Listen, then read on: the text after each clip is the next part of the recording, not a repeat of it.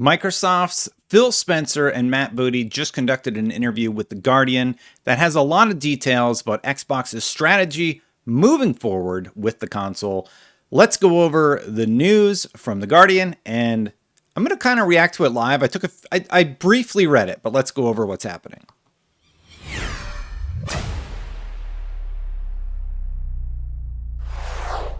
I'll get into it in just a second, but before I do, if you like these sort of videos, please hit the subscribe button. Okay, so there's this big interview. They're talking about how they're not giving up on narrative games, how not every game is going to have a season pass, but I just sort of skimmed the blurb, so I'm just going to read them right now here. So during this interview with The Guardian, this is with Phil Spencer and Matt Booty, and it seems like Phil is doing the rounds. He's going to be on Kinda Funny the day after I record this. They recorded their episode. They haven't aired it yet, so that's probably coming out soon. Let's go over what he said in this particular interview, because I have a feeling there's going to be a lot of these over the next few days. But real quick, the first question from The Guardian was, is there still room for traditional forms of narrative games on the Xbox Series X? And the long and the short of it is, yes, narrative-focused games are coming. Here's what Phil said specifically. I think we're probably building more of those now than we've been in the history of Xbox, says Xbox chief Phil Spencer. Platform holders, whether that platform is subscription or a hardware device or a store, are actively investing in new and probably more risky things because if it works, we get value out of bringing players into the ecosystem. So the long and the short of it is, yes, narrative games are still coming along the way. And this seems like they're doubling down on something that they said during the Bethesda roundtable. What they said during the Bethesda roundtable was, we don't want to just do one thing. We want to do lots of different things. So let's read that quote again. I think we're probably building more of those now than we've been in the history of Xbox. I think back to when the 360 launched. You have games like, what was it? It was Cameo. You had Perfect Dark. You had the Mass Effect series, Mass Effect original game was being teased at that time. Dead Rising. What else? Lost Planet. All these games that were narrative focused, right? It's exciting to hear that Xbox is going that direction. Sony has been knocking it out of the park when it comes to their narrative-driven games.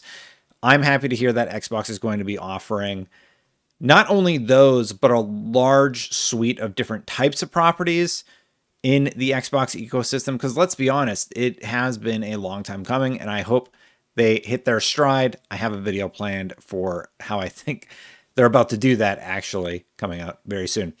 So they also talked about player creations. The note I put was, player creations add more than you think. So here's from the article specifically. By creators, Spencer doesn't just mean game developers. He's also talking about players' contributions to the games they love, such as those who design and sell or share things with others on the Minecraft, Forza, and Flight Simulator marketplaces. Microsoft has been a creator-led company from the beginning, he says. I mean, on DOS, anybody could build an app. You were a game publisher if you had a compiler and a floppy drive. You just built your game, copied it over to a floppy, put it in a Ziploc, and you're a game publisher. I like that access, and I want to get back to that as an industry. I don't think he's talking about the rampant piracy that happened during that era. I think he's talking about the way that you could easily code a game and then go out and sell it, or code your own take on a game. Because when he talks about that era, I just remember rampant piracy everywhere, or knockoffs of the same game with a slightly different name. And it's kind of funny. I guess if you really think about it, a lot of the games that we love today did sort of come from that era, but it wound up creating great things in the long run. Matt Booty also talked about gaming and where it's going. So specifically on season passes, not every game is going to get a season pass. That is from The Guardian. Here's what he said specifically. We don't have any direction or mandate that says every game has to be an ongoing, sustained game. Take surrealist platforming game Psychonauts. there might be a Psychonauts 3, but I'm not going to tell Tim Schafer to go make it. Knowing the history of games that he makes, I don't think he's going to be making a game that has seasons and goes on for 5 years. He says Sea of Thieves has longevity, and we're going to have Halo multiplayer start to be based around seasons. But Compulsion Games, our studio in Montreal, weren't told to go build something that's going to have seasons or 6 pieces of DLC or something. Tell me why it was an important story for us to get out there, but there is no mandate that they've got to go figure out how to do seasons for that game. And it's actually really good to hear this, where they're sort of taking a hands-off approach. They're just like, make what you want to make. We're going to take a hands-off approach and allow you to figure out what you're going to figure out. Because historically, I mean, based on some of the things that I saw around that Fable MMO thing, that was something that was sort of dictated to the company to work on. It seems like they learned from that mistake. I'm going to say fully, I need to do more research about what happened with the Fable 4-player co-op top-down thing. But regardless, that's gone. We're getting a new Fable, and it seems like the hands-off approach is working quite well for them because we have a lot of cool games slated on the way. Now, finally, there was a talk about studio acquisition in other countries.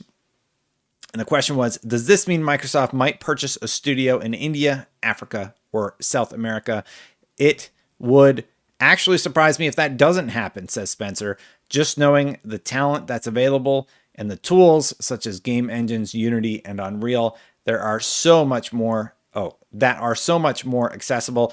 I downloaded Unreal 5 and messed around with it a little bit. I made a terrible level. It is definitely more accessible than games used to be. Anyway, I would be surprised if in the next 3 to 5 years, you don't see numerous studios in places that aren't the traditional hubs of video game development. Bodhi agrees. There should be a several 100-person studio in one of those territories, he said, and not for outsourcing or support, but a team building whatever the version of the best blockbuster game may be for that market. That is very much the vision. And one game that actually just springs to mind, talking about these mega properties that are being developed in other countries. So specifically, Lost Ark is this, I believe it's Korean origin game that is being brought to the United States for the first time by Amazon Games. I think it's being localized by Bloober. I'm going off memory. It's not Bloober, is it? Anyway, Blue Point? No. One of those are a Sony company. One is the localization company. Regardless, the point is it's being localized and brought to the United States. And I tried it out with the fan English translation. Man, that game, I cannot wait for Lost Ark.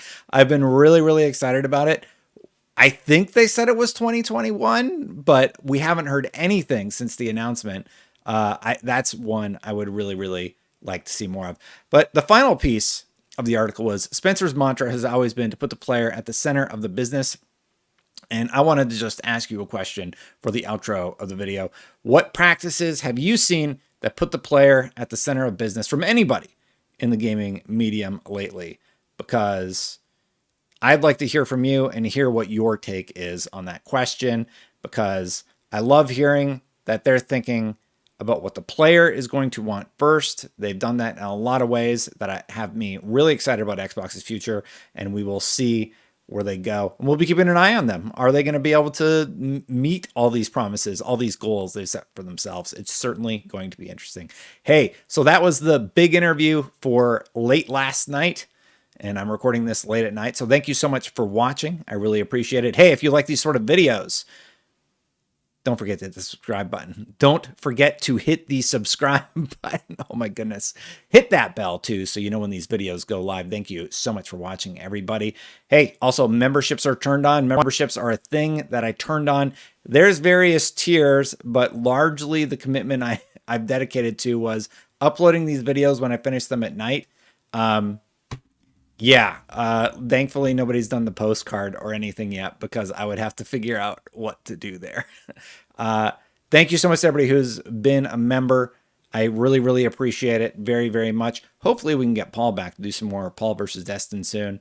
Anyway, that's it for this video. I'm going to catch you for the next one. I'll see you soon, everybody. Bye for now. Where's my outro button? Oh, let's try that again. Bye for now, everybody.